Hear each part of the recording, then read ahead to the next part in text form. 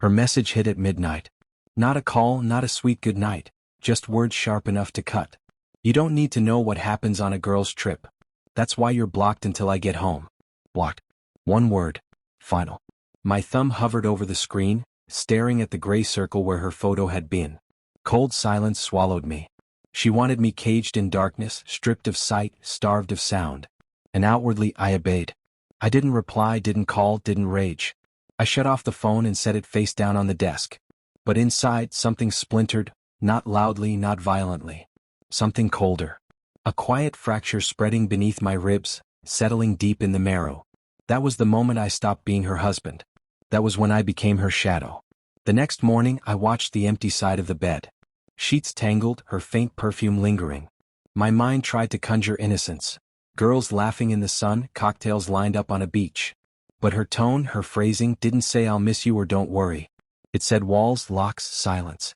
A wife doesn't block her husband to protect fun. She blocks to hide. I made coffee and sat in the kitchen, forcing my hands to stay steady around the mug. Her trip would last 4 days.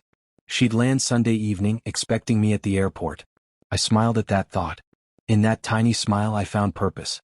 She thought distance kept her safe, that silence erased all traces. But betrayal leaves fingerprints. And I would collect every one. I started small. The shared account, hotel charges posted late at night, rooms too large for one, half-hidden emails, booking confirmations in a city she hadn't claimed. Then the photos, forgotten in auto backups. Sunglasses reflecting the curve of a man's arm.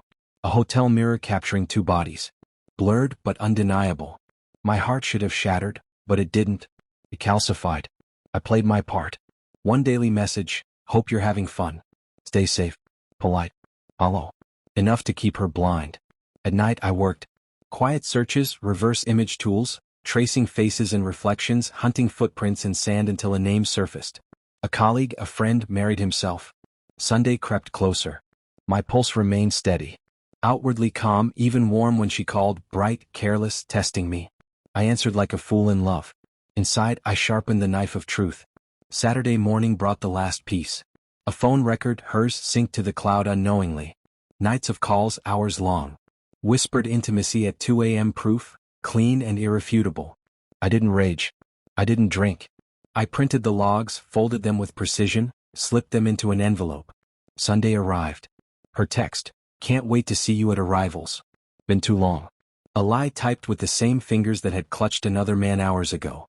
I didn't drive to the airport. I drove to his house and left the envelope on the doorstep, tucked where his wife would see it first. Her second message pinged 20 minutes later. Where are you? I don't see you. I let it sit. Another followed. Are you okay? Why aren't you here? Then the call. Her voice, sharp and urgent, cracking. Where are you? I answered, steady as stone. I'm exactly where I should be. Pause. Silence stretching like a noose. What do you mean? I think you'll find out soon. Her breath hitched. I could almost hear her calculating, unraveling, feeling the ground slip beneath her. The same silence she once fed me now swallowed her whole. I ended the call. No words, no argument, just quiet. That night I sat alone in the dim house. Her suitcase never arrived. Her voice never reached the door. Somewhere she scrambled between an exposed lover, a betrayed husband, and the wreckage of her lies. And I remained still. No shouting, no tears, no begging, only clarity. Marriage is built on trust. She buried it herself, shovel by shovel, until the ground between us became a grave. I left her there. Her last message glowed on my screen. Please, we can talk. I deleted it. Nothing left to say. She blocked me to hide her truth. I erased her to protect mine.